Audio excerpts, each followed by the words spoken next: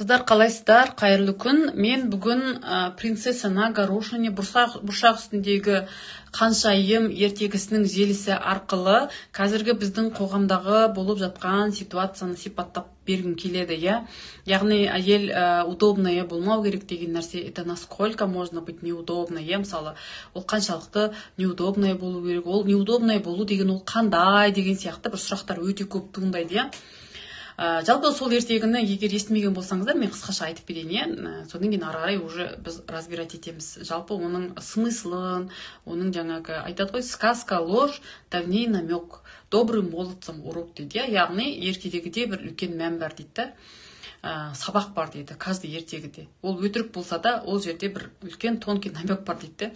Қараңыздар, қыздар. Баяғыда бір король болыпты. Король өзінің ұлына, принцқа лайықты ханшайым іздеген екен. Соған жар болатын қыз іздейді.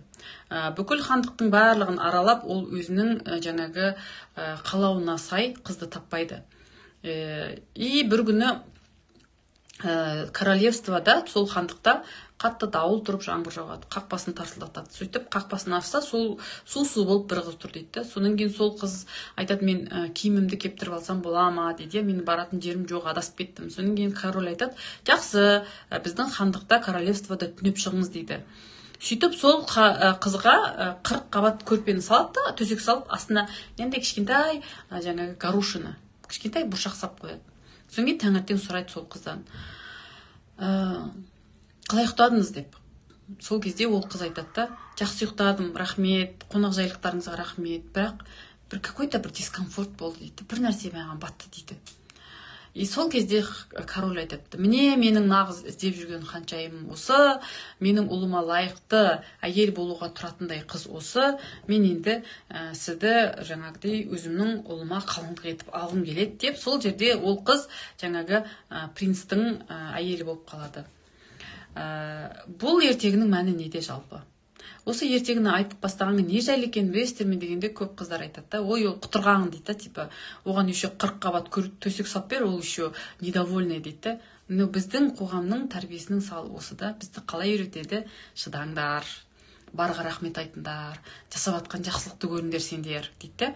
Бірақ ана дискомфортты сезбеуді үйретеді. Шыдай сал дейді, не болды, үндемей аузың жаба сал, түгетпейді, не болыпты?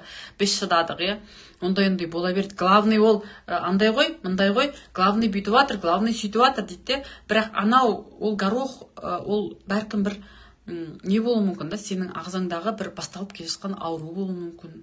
Бәлкім ол горох сенің күйеуіңнің тонкий манипуляциясы болуы мүмкін. Бәлкім ол горох, білмеймін, сені өзгелерге жаңағы удобный етіп тұрған, сені чувство винаға тығып жеретін қандай да бір әрекеттер болуы мүмкін, В общем, ол горох сенің өміріңді түбінде бір құлдырауға әкелетін бір нәрсе болуы мүмкін. Сенің денсаулығыңды құлдырататын, сенің ақшаңды құртатын, сенің бәлкім Алламен, өзіңмен қарым-қатынасыңды жоқ қылып жеретін сондай бір дүние болуы мүмкін да.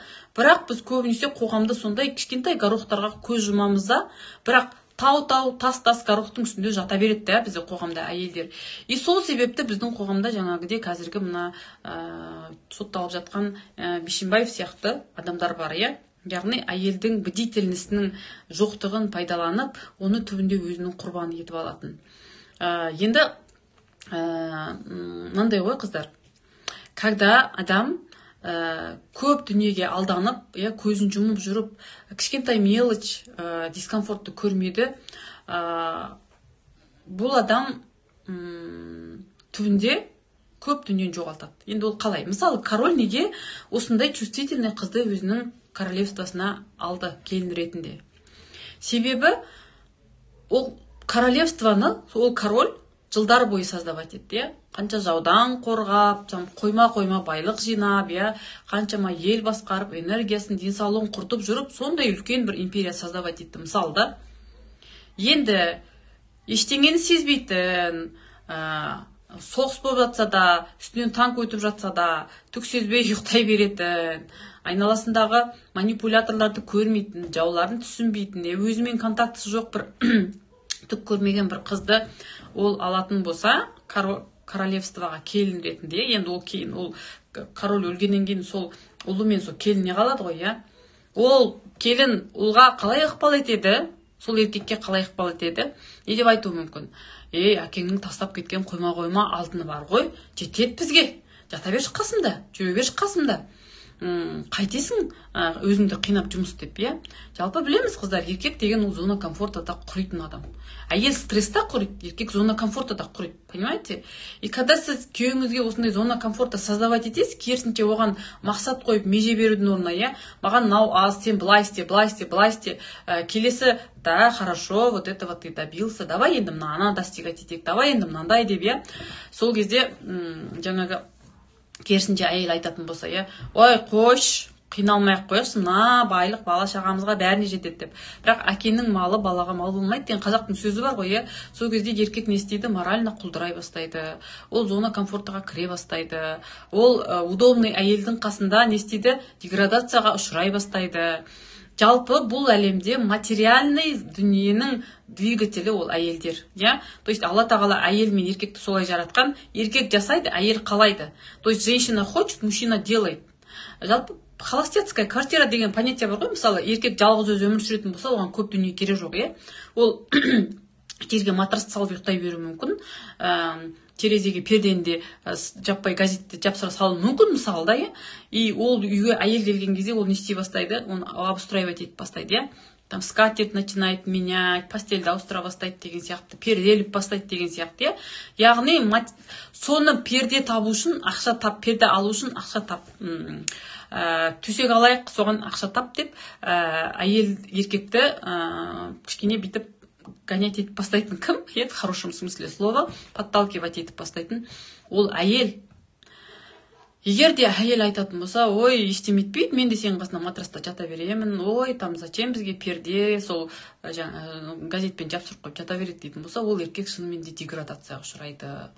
Себебі, опять же, айтатыным қоғамның қозғаушы күші әйел. Сол үшін де айтатыным, когда әйел удобная, когда әйел все терпит, когда әйел барлық дүниеге көзін жұмып жүре береді, өзімен контактта болмай, түбінде әйел де құриды, еркек те құриды, қоғам да құриды, и сол ортадан тәрбие алып жатқан балалар да құриды. Егер де қоғамның дамығанын қаласақ, онда әйелдер өзімізбен, тәнімізбен, жан дүниемізбен контактта болып бастайық. Яғни өзімізден де талап етейік, күйеуімізге де жаңағыдай мақсаттар бірге қойып үйренейік, күйеуімізбен бірге. Сосын кейін жаңағыдай күйеудің возраженияларын жауып үйрену керек. Ой, ақша не керек, сен ақшадан өлдің, бұл не керек дейтін болса, всегда надо говорить, керек. Себебі бұл даму керек, оқу керек деген нәрсені әйел өзі түсіну керек. И оны күйеуге де жеткізе білу керек. Только сондай ортада ғана балалар да кішкене бірдемеге ұмтылатын бала болады да. Әйтпесе, ол балаларға да түк керек болмайды. Әке шешем ештеңені уайымдап жатқан жоқ, бір күндігімен өмір сүріп жатыр, значит өмірде де солай өмір сүру керек екен ғой деп жүре береді. Естественно, сөйтетін әйелді біздің қоғамда қазір қалай сөгеді, мынау ақшадан өлді, жаңағыдай много хочет, она меркантильная, анау-мынау деген сияқты. Бірақ біздің қоғам қыздар қазір мынандай ғой, мен вообще қазіргі біздің жетістікті былай 4 нәрсеге бөлсем болады да, мысалы. Нужда деген бізде уровень бар, достаток деген уровень бар, изобилие деген уровень бар, және излишество деген уровень бар. Мен өзім по своим наблюдениям мен сондай уровеньдарды бар екен түсіндім. Қазір біздің қоғам әлі нужданың уровенінде жүр. Нужда деген не? Ол достаток емес. Достаток это когда у тебя есть свой дом. У тебя достаточно денег, чтобы просто ипотекасыз да, квартира, машина, кредитсіз да ала салуға болады. Достаток это когда сен кредитсіз өмір сүресің.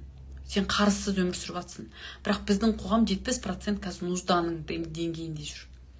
Изобилие это когда сенде уже бір емес, екі емес, там 3, 4, 5 үй бар, там қос-қостан мәшинең бар, это изобилие. Но излишество это когда сен уже ысырап жасап жатсың да. Саған керек емес дүниелерді уже алып жатсың. Біз ана нуждадан шығамыз деген кезде адамдар біз как будто бір излишествоны сұрап жатқан сияқты түсінеді. Когда женщина говорит, я хочу выйти из нужды деп жанталасып күйеуіне талап қоя бастаса, оның күйеуі бүйтіп айтады да, сен құтырғансың дейді да, потому что оның миында как будто әйел ана излишество, бір ысырап деңгейінде сұрап жатқан сияқты оны ше.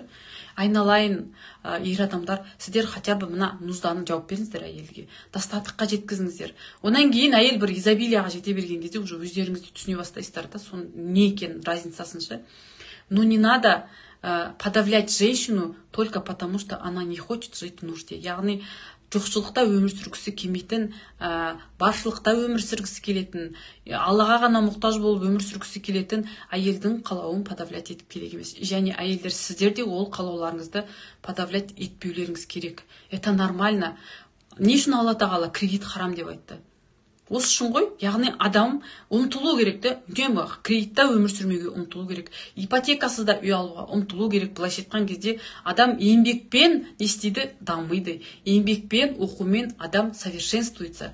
Ал біздің қоғам соған жеткізгісі келмейді да. То есть, ой, жетеді, шүкір деп бір өтірік дін бар әйтеуір, ана өтірік дінмен манипуляция бар. Дін бар ғой, бірақ анандай қайтам қазір өтірік дінмен жабылу бар.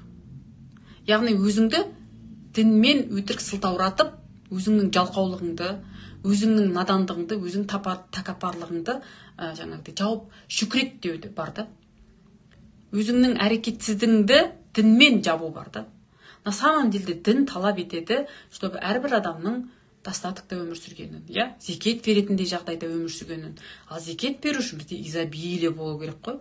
Изобилие, зекет беру үшін, қажылыққа бару үшін бізде изобилие болу керек. Сол үшін айтатыным, оны мынандай деңгейде уже горошек деңгейінде сезіп, әйел өзімен контактта болса, жан дүниесімен контактта болса, айналамен контактта болса, горошек деңгейінде сезімтал болатын болса, сонда ғана біздің қоғам алдыға жылжиды. Егер де ертегім ұнаса, разбор ұнаса, төменге пікір қалдырыңыздар. Жалпы бұл разборды мен өзімнің пазл курсымда бердім, қыздар. Алам дейтін болсаңыздар, астындағы номерге хабарласыңыздар.